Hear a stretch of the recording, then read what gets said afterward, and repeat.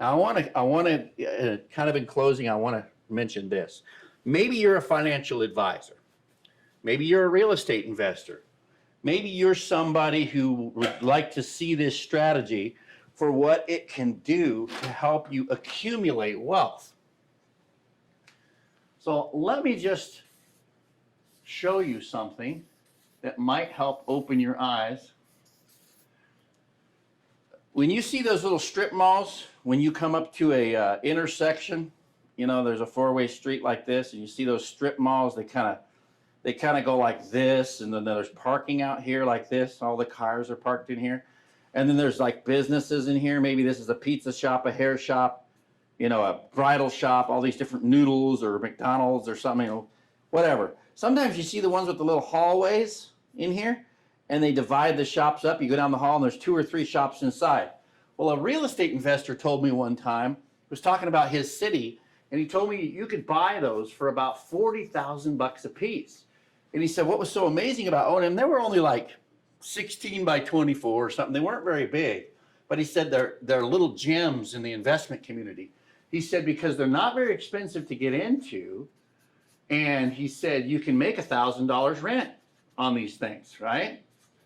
So I'm going to show you a little something that might get you kind of excited of how you can leverage this strategy.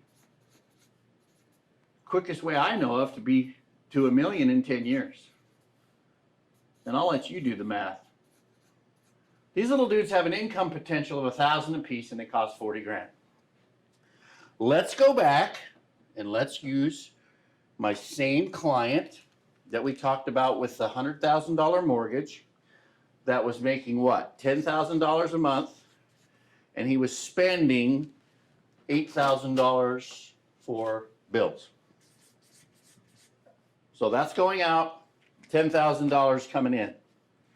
Okay, so let's say he's got a commercial building somewhere. He goes, puts a home equity line of credit on it or whatever. He drafts a check from a credit line he's got or whatever. He buys this first one in month 0.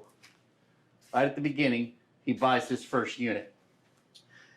By using the same calculations we used, he only owes $30,000 all month long, right?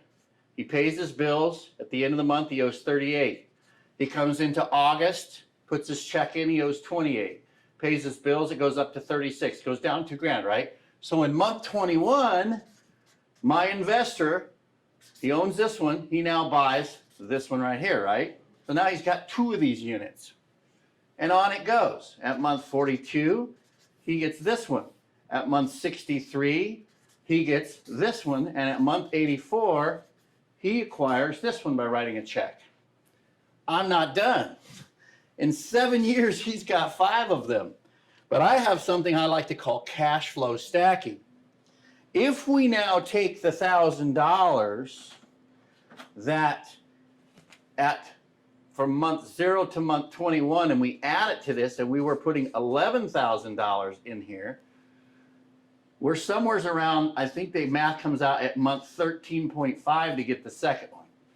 And then we start adding $2,000 from month 21 to month 42 because we got this money as his income, cash flow stacking, right? On down from month 42 to 63, he's got 13, then these months here, 63 to 84, 14, and month 84 on, 1,000, but it doesn't take that long.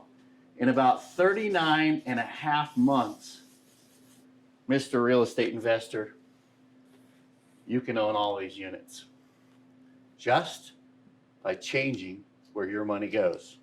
That is accelerated banking.